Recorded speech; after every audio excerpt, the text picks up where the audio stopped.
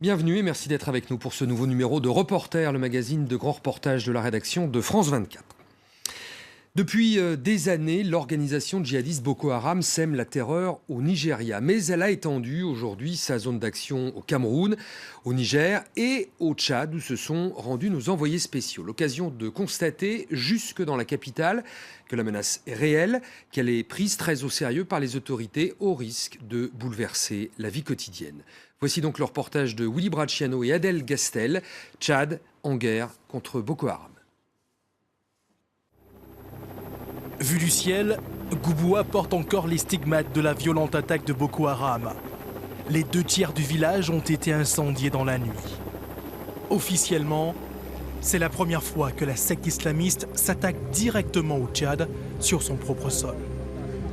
Dépêché en catastrophe par N'Djamena, le gouverneur de la région du lac a encore du mal à y croire.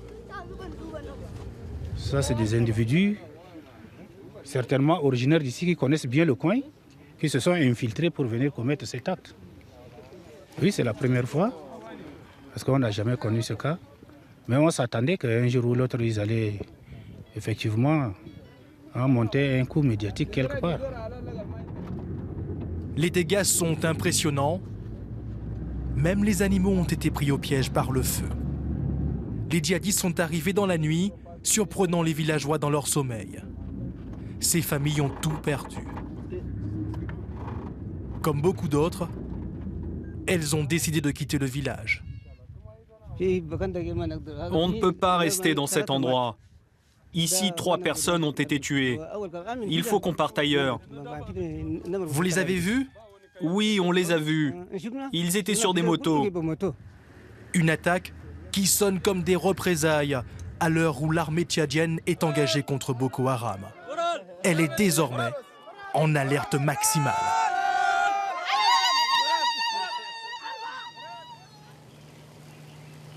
À 400 km plus au sud, N'Djamena, la capitale, est également sous haute surveillance.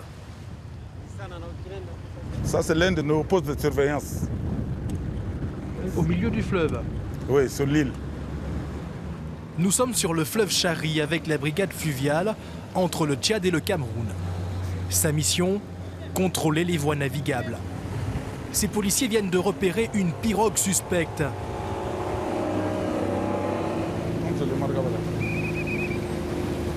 Depuis Boko Haram, toute navigation est interdite sur ce bras du fleuve, car les Tchadiens redoutent des attentats sur leur sol.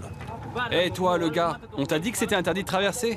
Je le jure, moi je ne savais pas que c'était interdit, je ne savais pas. Allez, lève-toi.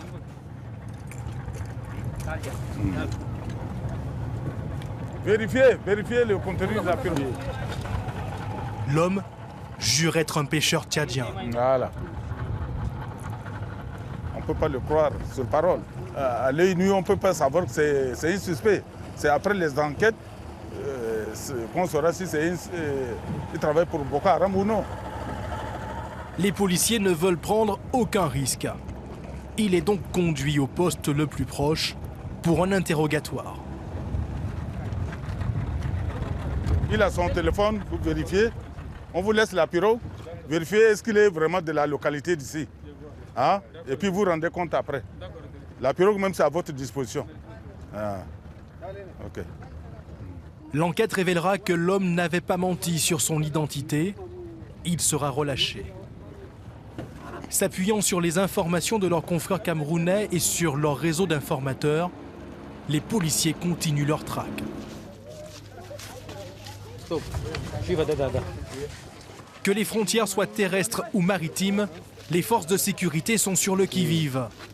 La menace peut aussi surgir de l'autre côté de ce pont, le pont de Guéli, l'artère principale reliant le Cameroun à N'Djamena. Contrôle renforcé depuis 6 mois. De mémoire de Tchadiens, on n'avait jamais vu ça. Les contrôles sont trop stricts, on dépense en plus pour notre marchandise. Avant, il n'y avait pas d'intermédiaire sur le pont. Les intermédiaires, ce sont ces porteurs.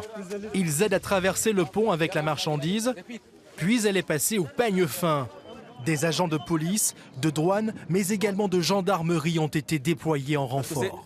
C'est des produits vivriers et puis si on ne fait pas attention, les gens peuvent, n'est-ce pas, dissimuler des bombes ou soit des armes pour les assimiler, n'est-ce pas, aux éléments de Boko Haram de l'autre côté. Du fait que dans le passé, nous avons eu à intercepter des armes.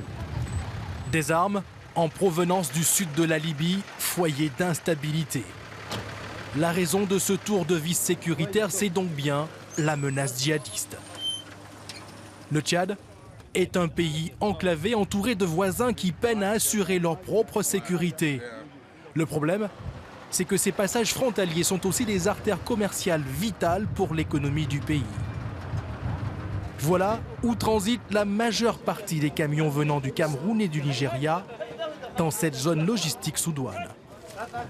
Ici, on charge et décharge des produits alimentaires et des matériaux de construction. Presque tous les chauffeurs sont camerounais et tchadiens. Les Nigérians, eux, sont absents depuis l'avancée de Boko Haram. Mais comment était le voyage et la route?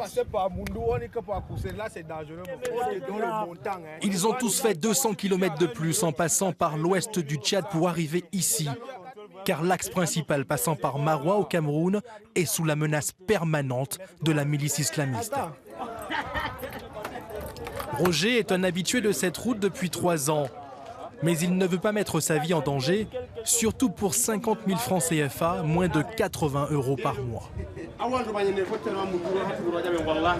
Par Maroua, bon, la route là-bas, c'est un peu trop difficile avec des tracasseries et tout.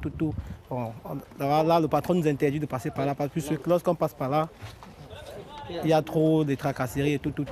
On préfère passer plutôt par Tuporo là-bas, puisque là-bas, la route encore est plus bien. Arrivé à Djamena il y a une semaine, après 4 jours de voyage au lieu de 3, ce jeune père de famille ne désespère pas reprendre un jour la route directe, surtout avec la présence renforcée de militaires camerounais et tchadiens dans la région. En attendant, cette paralysie des axes commerciaux a des conséquences sur le coût de la vie. Les prix de certains produits ont flambé à Djamena. Samedi ordinaire dans les rues du grand marché central de la capitale. Entre 2 vendeurs de chaussures, Ahmed tient son magasin d'alimentation. Ici, on vient surtout pour le henné du Nigeria, un produit cosmétique réservé à une clientèle aisée. Depuis 3 mois, ce commerçant est à court de stock. Il ne peut plus se ravitailler depuis Maïdougouri au Nigeria.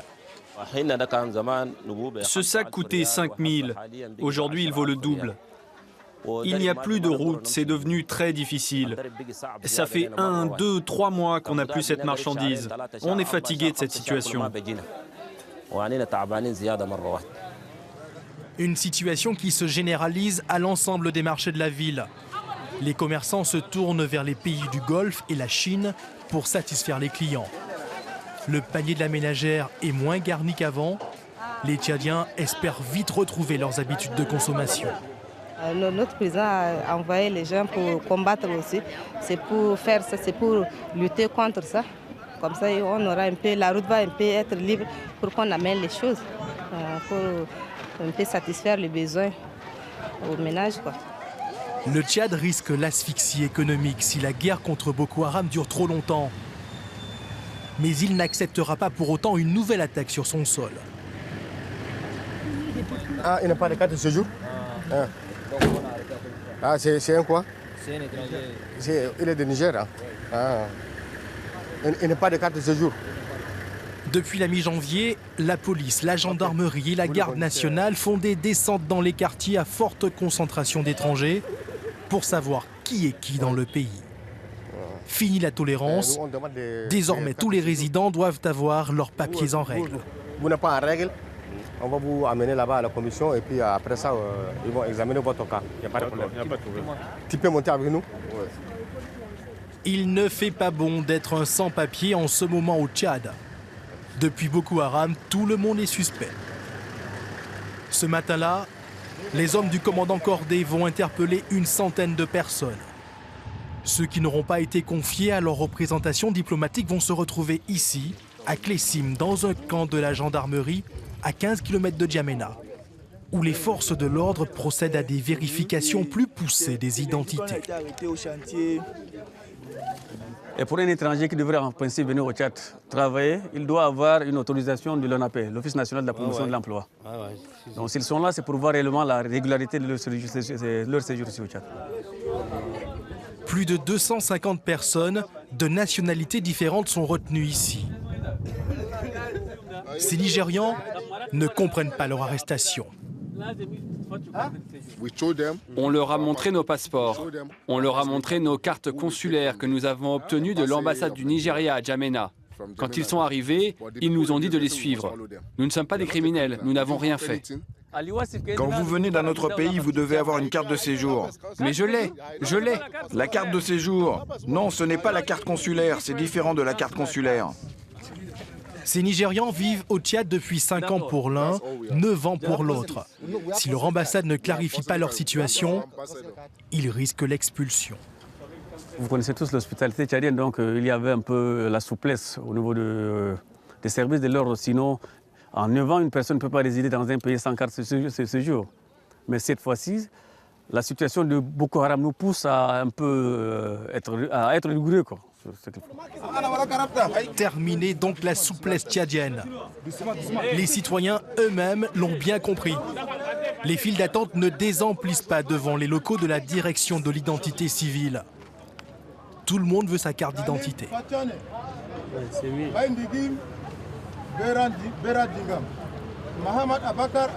Pour certains, c'est un parcours du combattant. C'est le cas de Dominique, ce jeune bachelier. Pour partir étudier à l'étranger, il a besoin d'un passeport, mais il lui faut d'abord sa carte d'identité. Et le contrôle de ses pièces lui réserve quelques surprises. C'est un faux acte de naissance. Voilà, s'il vous plaît, laissez-moi vous expliquer. Oui, expliquez-vous. C'est ma mère qui l'a fait. Voilà, elle a demandé à votre mère que cette ville de N'Djamena n'existait pas depuis 1998. Tout est informatisé depuis 1994. Donc ça, c'est un faux acte de naissance. Et je vais vous le confirmer. Dominique devra donc passer par la justice pour qu'elle atteste de sa nationalité tchadienne. Bien sûr, il y a une urgence puisque dans le quartier, la police contrôle tout le temps les pièces d'identité. Puisque au Nigeria voisin, il y a une guerre contre un groupe terroriste. Donc, pour ne pas que la police vous prenne pendant les parties, il faudrait avoir une carte nationale, quoi. Pourtant, la guerre du Tchad contre Boko Haram ne s'arrête pas à ses frontières. Notre prochaine destination, c'est Bosso, au Niger, où les soldats tchadiens prêtent main forte à l'armée nationale. C'est ici que Boko Haram a attaqué le Niger pour la première fois, début février. C'était un vrai carnage quand ils sont venus. C'est des drogués, il y en a qui sont morts même avec leurs explosifs sur eux, sans que ça n'explose.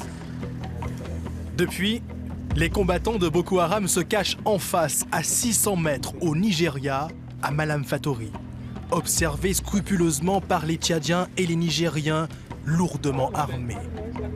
Le comité d'accueil est impressionnant. Nous sommes capables de les affronter et de les exterminer. Vous n'avez pas peur? Pas du tout, nous n'avons pas peur. La peur ne fait pas partie de nos habitudes. Devenu le gendarme régional, l'armée tchadienne est déterminée. Pas question de laisser Boko Haram regagner du terrain ici au Niger et dans la région, et surtout pas sur son propre territoire.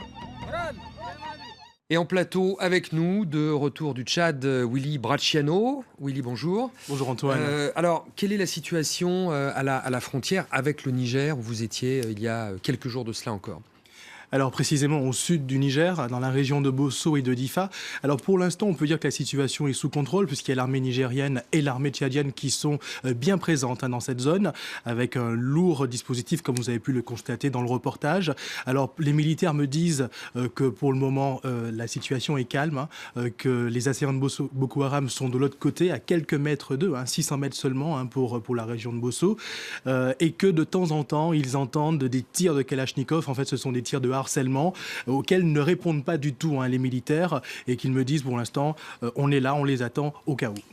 Alors le Tchad intervient hors de ses frontières, au Nigeria notamment. Est-ce que ça pose des problèmes diplomatiques ? Pas vraiment, puisque, comme vous le savez, le Tchad intervient dans cette guerre contre Boko Haram depuis maintenant plus d'1 mois et demi. Et donc, du coup, le Tchad est présent au Niger. Il est présent également au Cameroun, à la demande de Paul Biya, qui a sollicité le président Déby, mais également au Nigeria. Donc, le Tchad, pourquoi? Parce qu'il bénéficie de ce qu'on appelle un droit de poursuite au Nigeria, grâce notamment à l'accord qu'il a avec le Nigeria, ainsi que le Cameroun et le Niger, dans le cadre d'une force multinationale conjointe qui a été créée l'an dernier.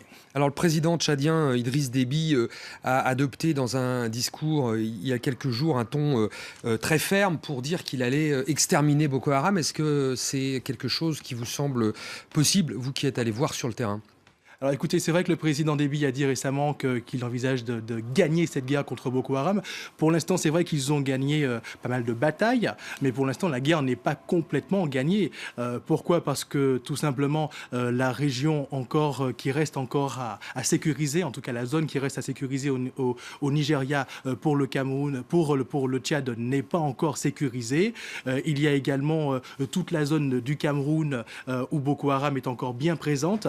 Donc, tant que ces deux régions, pour lesquelles d'ailleurs le Tchad est entré en guerre, ne seront pas totalement sous contrôle, on ne pourra pas dire que la guerre sera complètement finie, et tant que Boko Haram existera, tout simplement. Alors, qu'en est-il de la force multinationale régionale qui doit être mise sur pied ? Alors, c'est une force qui sera composée de 8700 hommes, composée donc du Niger, du Cameroun, du Nigeria, du Tchad et du Bénin. Alors, une force qui sera sous l'égide de l'Union africaine, mais qui doit être d'abord présentée au Conseil de sécurité des Nations Unies pour pouvoir lui donner un cadre légal et puis également pour trouver un financement. On parle à peu près de fin mars ou début avril pour le lancement de cette force. Merci Willy, vous avez donc signé ce reportage au Tchad avec Adèle Gastel. Merci à vous d'avoir suivi cette émission. On se retrouve la semaine prochaine pour un nouveau numéro de Reporter sur France 24.